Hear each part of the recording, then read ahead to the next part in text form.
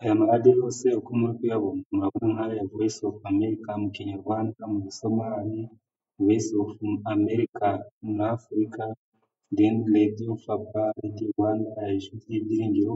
Aya maradiyo yose ushobora kuyumva wifashishije telefone yawe gusa, smartphone nta ekuteri ufite, kandi ahantu aho waba uri uherereye hose.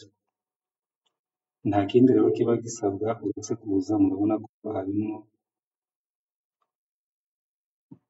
n'amaradiyo nyine ya Radio Mariya, andi maradiyo yose agiye atandukanye ku buryo bugiye butandukanye, na BBC murabona ko zirimo, murabona mbese ni amaradiyo menshi. Radiyo yose waba uzi n'iyo utazi yose ushobora kuba wayumva ukoresheje uburyo ngiye kukwereka, wifashishije smartphone gusa n'amamega, then no kuba ukeneye kumva ayo maradiyo.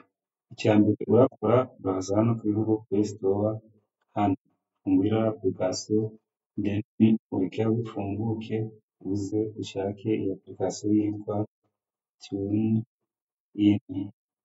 then ukande hariya kuri kariya kantu ubonye, then murabona ko iri installed muri phone yanjye, nshobora kuba nahita ifungura.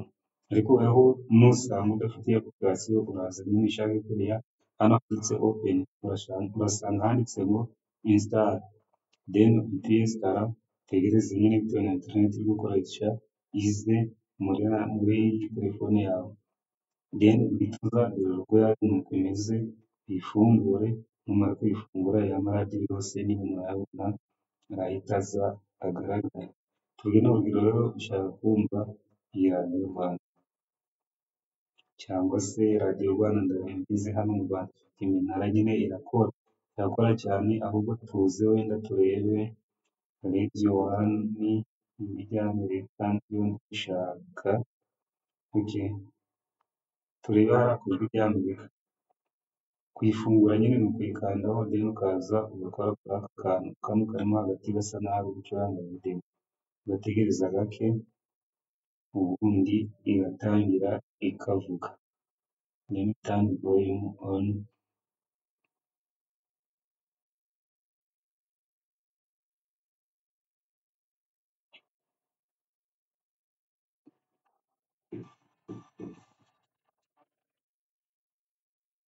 Iyi mwumva ni radiyo Ijwi ry'Amerika.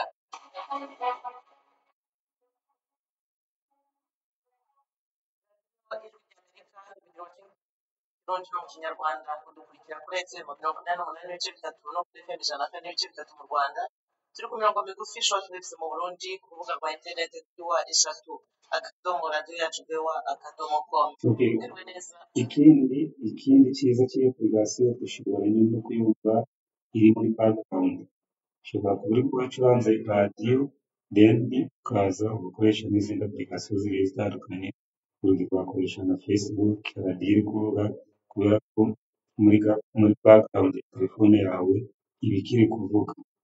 Murumva rero ntabwo imeze nka YouTube kwa kuno hidinga, ubundi ukabura ibintu birahita bizima.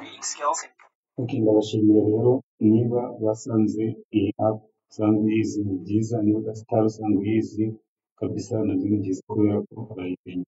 Niba kandi ubonye online class 1 Kinyarwanda kabisa, gerageza ukande subscribe, then notification igiye on, kugira ngo izindi video nyine zijye zikoreraho hatabaye ibintu byo gushakisha.